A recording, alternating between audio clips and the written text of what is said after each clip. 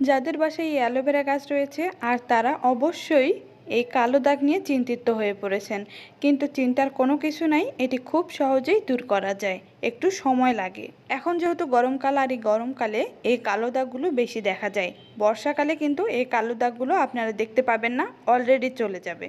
তবে বর্ষাকাল আসার আগে আগেই আপনাকে গাছের কিছু যত্ন নিতে হবে আর কিছু টেক কেয়ার করতে হবে, তাহলেই কিন্তু এই কালো দাগগুলো চলে যাবে। অনেকেই মনে করেন যে এই কালো দাগের জন্য মনে হয় পাতাগুলো যদি আমরা কেটে ফেলে দিই তাহলে মনে হয় হবে না, তারপরেও কিন্তু হবে। পাতাগুলো কাটারও দরকার নেই, কারণ এই কালো দাগগুলো চলে গিয়ে পাতাগুলো আবার সেই সতেজ অবস্থায় সুন্দর অবস্থায় একদম ফ্রেশ হয়ে উঠবে। আজকে আমি আপনাদের সাথে কিছু টিপস এখানে শেয়ার করব, আপনারা অবশ্যই এটি ফলো করবেন আর ভিডিওটি শেষ পর্যন্ত দেখবেন, একদমই টেনে দেখবেন না, তাহলে অনেক কিছু জানতে পারবেন।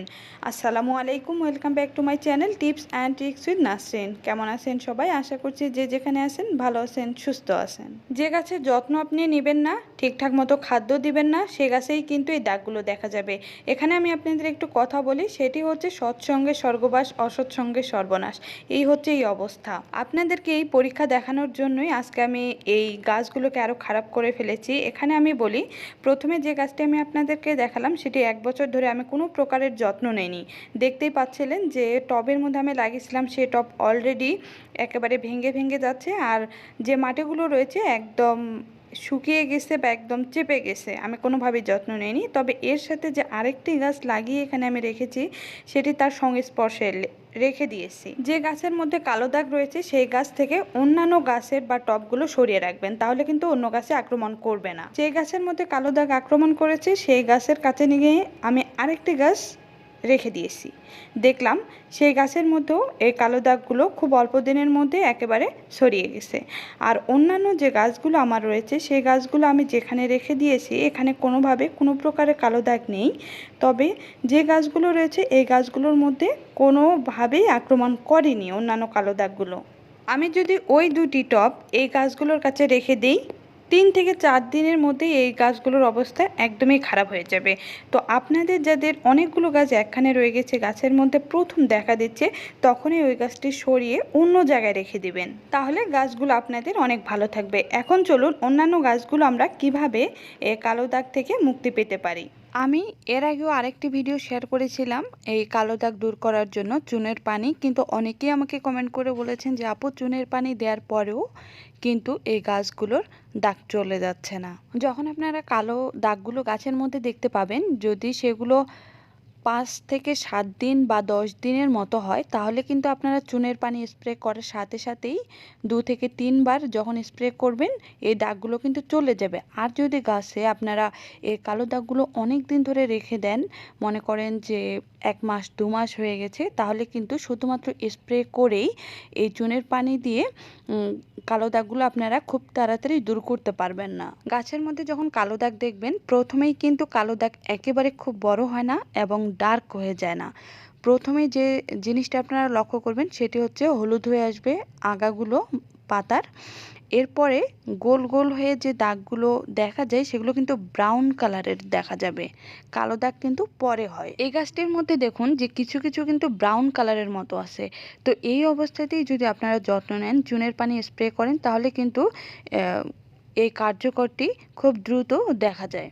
আর যদি ব্রাউন কালার থেকে একেবারে কালো দাগ হয়ে আসে, একদম ডার্ক হয়ে গেছে বা বড় বড় হয়ে গেছে, তখন কিন্তু আপনারা শুধুমাত্র চুনের পানি স্প্রে করার সাথে সাথেই কিন্তু চলে যাবে না, সময় তো লাগবেই 1 থেকে 1.5 মাস পর্যন্ত।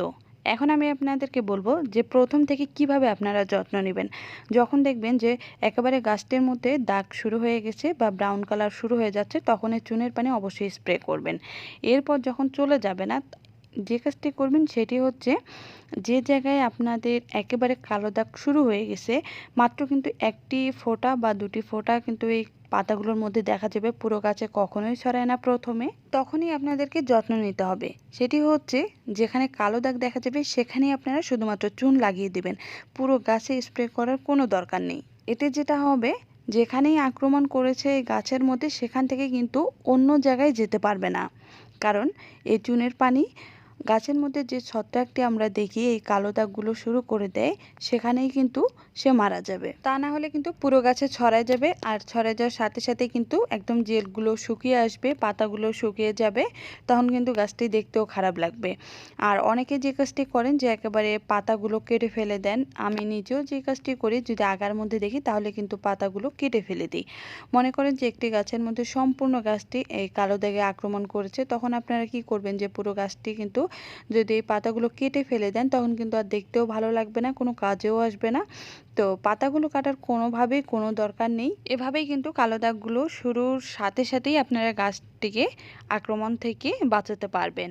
এটি সবচেয়ে একদম সহজ পদ্ধতি। এরপর আমি আরেকটি কাজ করতেছি, সেটি হচ্ছে এখানে আপনারা যে গাছটি দেখলেন আমি 1 বছর ধরে কোনোভাবেই যত্ন নিইনি।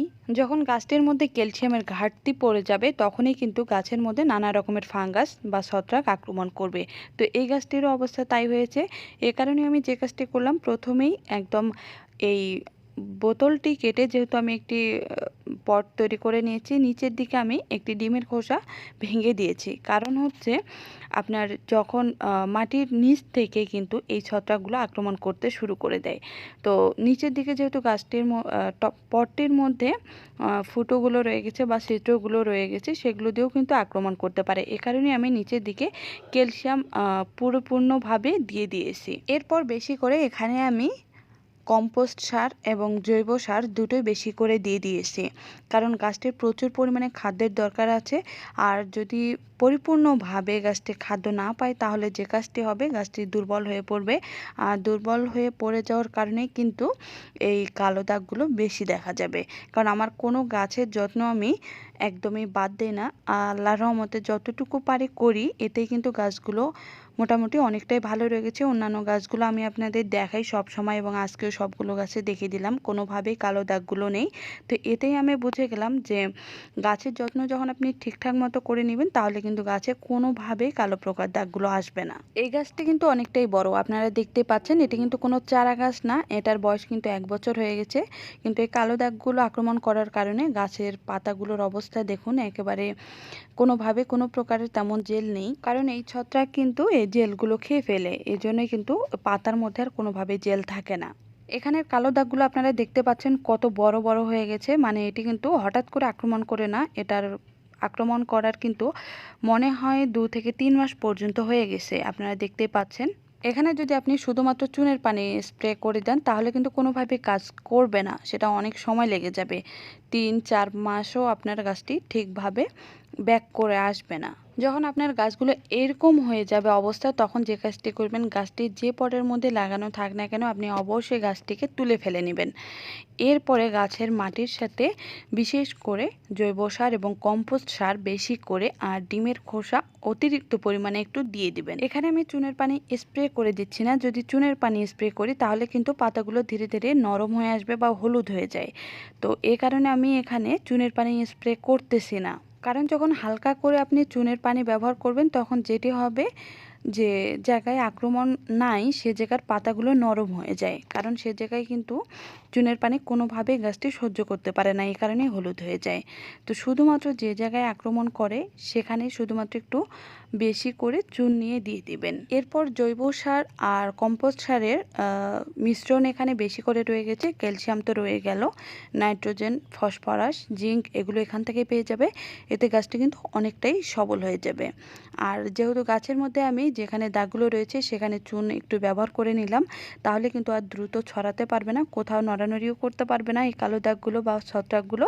এতে কিন্তু গাছটি ধীরে ধীরে যখন সবল হয়ে আসবে তখন কিন্তু কালো দাগগুলো সেখান থেকে ধীরে ধীরেই চলে যাবে। এরপর গাছটি হালকা ছায়াযুক্ত স্থানে রেখে দিবেন। তবে সামনে যেহেতু বর্ষাকাল আসছে, এখন রাতে কম বেশি সবসময় বৃষ্টি আসে, আপনারা গাছগুলো কিন্তু বৃষ্টির পানিতে অবশ্যই রেখে দিবেন। আমি আপনাদেরকে বলবো যাদের গাছের অবস্থা এরকম হয়েছে আপনারা এখনই যত্ন নিয়ে বৃষ্টির পানিতে রেখে দিবেন। গাছটির মধ্যে দেখবেন যে 1-2 মাসের মধ্যেই আপনার গাছটি একদম সতেজ অবস্থায় ফিরে আসছে, কালো দাগগুলো চলে যাবে। আর এখন যেহেতু টেম্পারেচার অনেক বেশি আর এই ছত্রাকও 36 ডিগ্রির উপরেই বেঁচে থাকে, এ কারণেই কিন্তু এই কালো দাগগুলো গরমকালে বেশি দেখা যায়। আর 2 দিন পর পর নর্মাল পানি দিয়ে পাতাগুলোতে হালকা করে পানি স্প্রে করে দিয়ে দিবেন। আমি অপেক্ষা করতেছিলাম যে গাছগুলোর যেহেতু আমি ব্যবহার করলাম, এভাবে যত্ন নিলাম, এরপরে আপনাদেরকে ফাইনাল রেজাল্ট দেখার জন্য কিন্তু এটি অনেক সময় লেগে যাবে। এতে আপনাদের গাছগুলোর অবস্থা অনেক খারাপ হয়ে যাবে। চিন্তা করলাম যে এর মধ্যে তাহলে আমি আপনাদেরকে শুধুমাত্র যত্নটা দেখিয়ে দিই, পরে আপডেট দিয়ে দিব। ইনশাল্লাহ আমি এই গাছগুলো আপনাদেরকে সামনে আবারও দেখিয়ে দিব কেমন হয় বা গাছগুলোর কি অবস্থা হয়ে গেছে। আজকে এই পর্যন্তই। ভালো থাকবেন সবাই। দেখাবে আরেকটি নতুন কোনো ভিডিও।